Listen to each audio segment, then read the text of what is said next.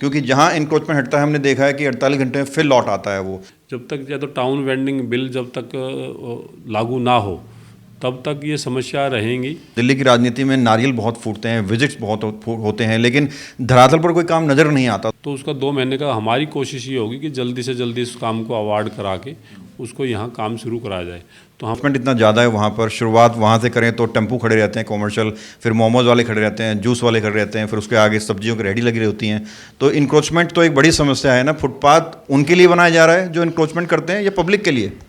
देखिए, हमने पिछले दिनों जो डीएम साहब का भी दौरा कराया और ये सारी चीज़ें हमने, चाहे वो अवैध रिक्शा, बैटरी रिक्शा की वहाँ ज़्यादा भरमार हो जिससे पब्लिक को जो परेशानी होती है, चाहे वो रेहड़ी पटड़ी वाले हों जिनकी वजह से वहाँ लोगों को दिक्कतें होती हैं, ये सारे तमाम मुद्दे हमने डीएम साहब के सामने उठाए थे। और पॉकेट 8 की तरफ जाते हैं तो वहाँ पर कुछ अवैध तरीके से मच्छी मार्केट भी चल रही है, मुर्गा। क्योंकि या तो एमसीडी में एक तो डिपार्टमेंट के में स्टाफ की भी कमी है, 2 आदमी हैं जो मीट के उस पर कार्रवाई करते हैं, और 22 वार्ड हैं तो 11 वार्ड एक आदमी के उसमें पड़ते हैं, कोई कोर्ट केस भी है।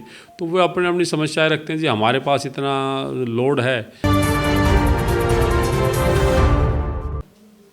नमस्कार, मैं हूं प्रवीण और आप देख रहे हैं हमारा खास कार्यक्रम बोलिए नेताजी। इस कार्यक्रम में लगातार हम नेताओं से बातचीत करते हैं, उनके क्षेत्र में या उनकी लोकसभा में या उनकी विधानसभा में क्या कुछ विकास कार्य हो रहे हैं उन पर बातचीत करते हैं। इसी कड़ी में आज हमारे साथ द्वारका विधानसभा के मंगलापुरी से पार्षद नरेंद्र गिरसा मौजूद हैं, जिनसे हम बात करेंगे क्या कुछ विकास कार्य क्षेत्र में चल रहे हैं और कैसे वार्ड की तस्वीर लगातार बदल रही है। सर, बहुत बहुत स्वागत है। धन्यवाद प्रवीण जी। सर, आपके वार्ड में एक सड़क है दशरथपुरी, मेट्रो से लेकर बलवान सिंह सोलंकी तक वो जाती है। वहाँ पर एक नहीं, 2 नहीं, बहुत सारी समस्याएं हैं, उन सब पर बात करेंगे। लेकिन सबसे पहले बात करते हैं सड़क की। सड़क पूरी ऊबड़ खाबड़ है, लोग गिर रहे हैं, चोटिल हो रहे हैं, बच्चों के स्कूल के रिक्शे पलट रहे हैं। उस पर क्या कुछ काम हो रहा है अभी? देखिए, अब की बार एक तो आपको पता होगा कि बरसात बहुत ज़्यादा हो रखी है और ये रोड काफ़ी समय से बनी नहीं थी। ये पहले रोड डीडीए के पास थी। ये अगर इस आसपास का जो एरिया, क्योंकि डीडीए ने ही सर डेवलप करा था, तो इस रोड ही अभी डीडीए के पास थी। एमसीडी के पास काफ़ी लंबे समय से हम प्रयास कर रहे थे और डीडीए ने, क्योंकि सारा एरिया अपना उनका ट्रांसफ़र हो चुका था, सिर्फ ये रोड बची हुई थी। तो इस रोड को हमने काफ़ी प्रयास के बाद में हमने इस एमसीडी में ट्रांसफ़र करवाया। एक नियम होता है तो उसमें कुछ डेफिशिएंसी का पैसा भी दिया जाता है, तो जिसमें कई बार सर्वे करने के बाद में बहुत दिनों में टाइम लगा, उसमें वो एमसीडी को ट्रांसफ़र होगी और उसमें नोटिफिकेशन निकालने के बाद में हमारा उसका टेंडर जो है बनाने का हमारा लग गया है।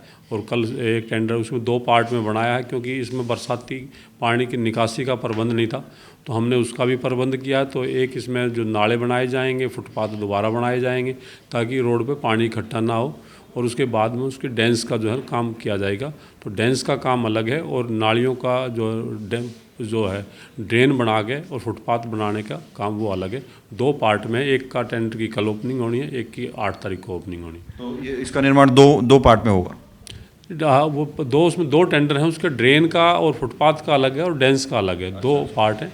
और बाकी जिस तरह अभी तो दिल्ली में काफ़ी सारे बरसात अब की बार का कई सालों का रिकॉर्ड टूटा है, तो बरसाती पानी की निकासी का प्रबंध इसमें है नहीं, क्योंकि 30 साल पुरानी ये पाइप ड्रेन डाली गई थी जो चौक हो रखी है, जिसके कारण पानी निकल नहीं पाता।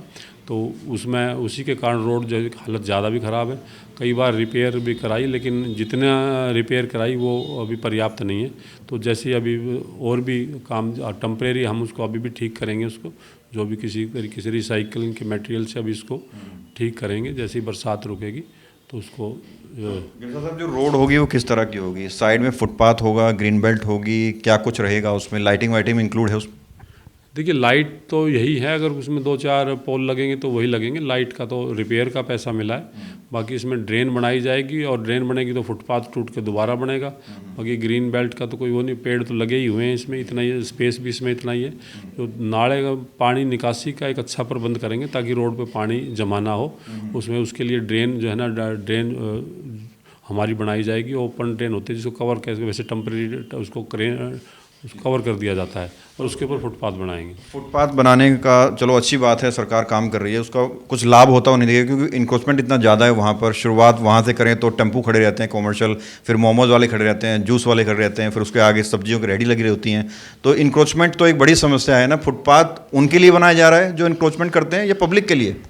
देखिए, हमने पिछले दिनों जो डीएम साहब का भी दौरा कराया और ये सारी चीज़ें हमने, चाहे वो अवैध रिक्शा, बैटरी रिक्शा की वहाँ ज़्यादा भरमार हो जिससे पब्लिक को जो परेशानी होती है, चाहे वो रेहड़ी पटड़ी वाले हों जिनकी वजह से वहाँ लोगों को दिक्कतें होती हैं, ये सारे तमाम मुद्दे हमने डीएम साहब के सामने उठाए थे। और कुछ उन्होंने ड्राइव भी चलाई, कुछ रेहड़ियों को उठा के लेके भी गए थे। और जो मोमोज़ की जो दुकानें हैं उनको भी नोटिस दिया गया, सीलिंग का नोटिस उनको दिया गया है। और जल्दी सीलिंग नोटिस से उनको, मतलब क्योंकि एक प्रक्रिया होती है, पहले नोटिस देना फिर सीलिंग की, तो उनका नोटिस निकाल, जल्दी वे दुकानें सील भी होंगी। मोमोज वाली जो दुकान है, मोमोज़ की जो दुकानें हैं। और एक बार हमने क्रेन भी लगवाई थी, जो टम्पू वहाँ खड़े होते हैं, जो पार्किंग है, हम पार्किंग पे भी हमने कुछ टम्पू को उठवाया था, तो उस पर भी पेनल्टी लगाई थी। कोशिश ये होगी कि भाई किस तरीके से हम इसको फुटपाथ बना के जो पार्किंग वगैरह, अवैध पार्किंग यहाँ लोग ना कर पाएँ, ऐसी व्यवस्था दें।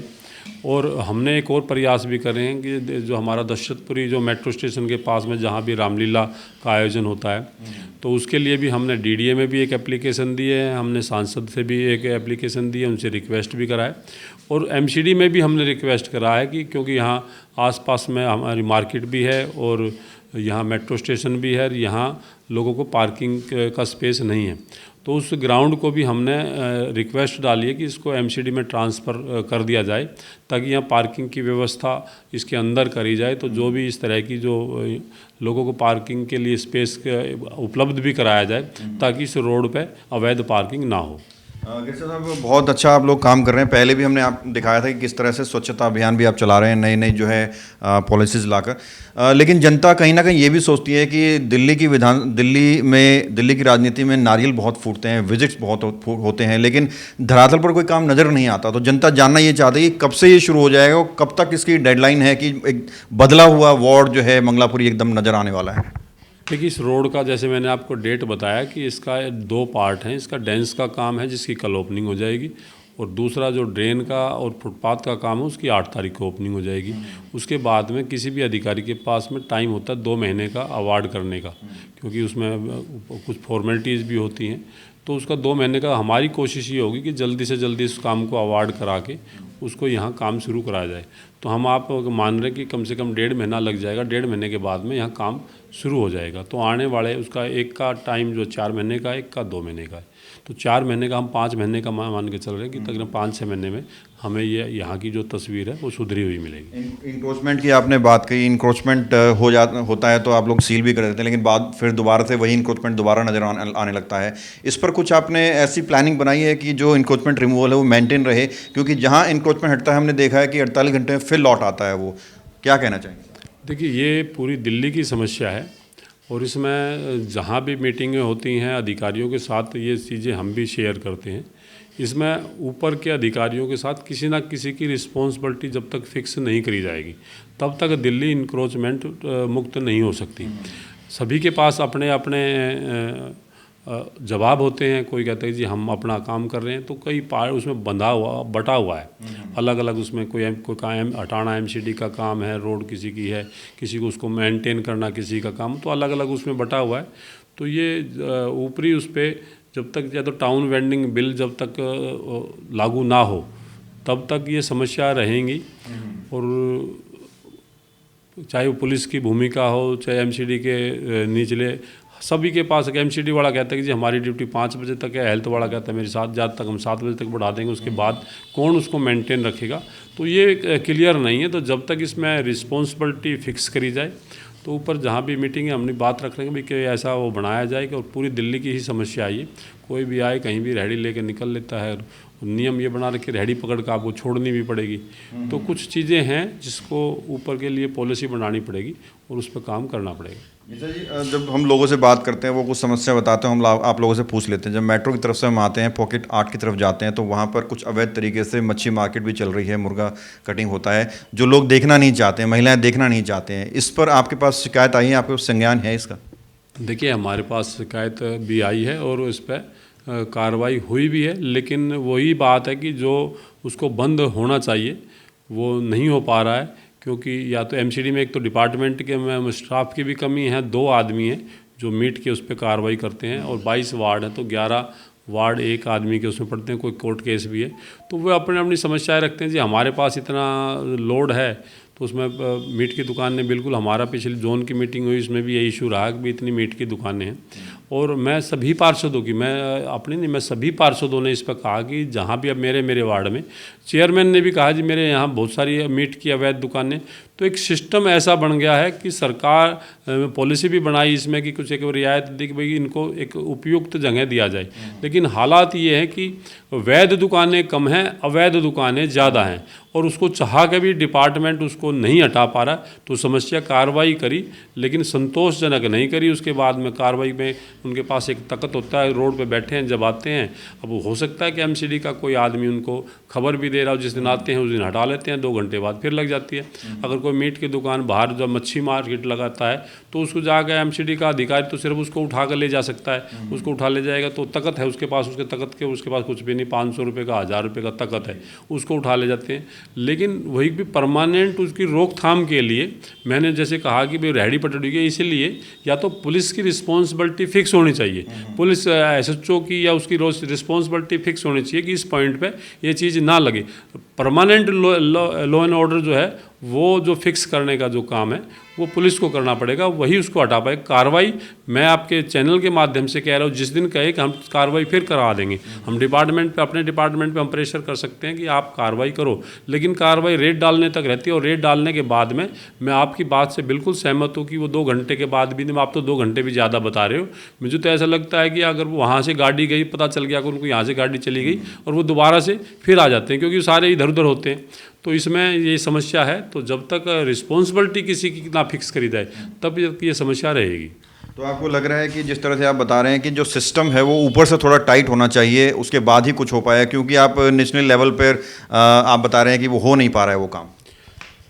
देखिए, मैंने कहा हर आदमी रेड डालता है एक वो दिखा के कि भाई हमने कार्रवाई कर दी है, और उसके बाद भी परिस्थितियाँ बदलती नहीं हैं, परिस्थितियाँ वैसे ही रहती हैं। तो कुछ ना कुछ इसमें चाहे, मैंने कहा कि टाउन वेंडिंग बिल बना जब पास हो जाएगा, लागू हो जाएगा दिल्ली में, पास तो हो रखा है, जब दिल्ली में लागू हो जाएगा तो रेहड़ी पटरी वालों से बिल्कुल उस पर वो मिलेगी। उसके बाद भी कार्रवाई करने के लिए किसी ना किसी आदमी को रिस्पॉन्सिबल ठहराना, उस रिस्पॉन्सिबिलिटी देनी पड़ेगी कि भाई इसके बाद अब और नहीं तो दिल्ली में आने उस समय जो है ना और ज़्यादा स्थितियाँ और ख़राब होगी कि कोई भी आदमी कहीं भी रेहड़ी चलाए, कोई भी बैटरी रिक्शा चलाए।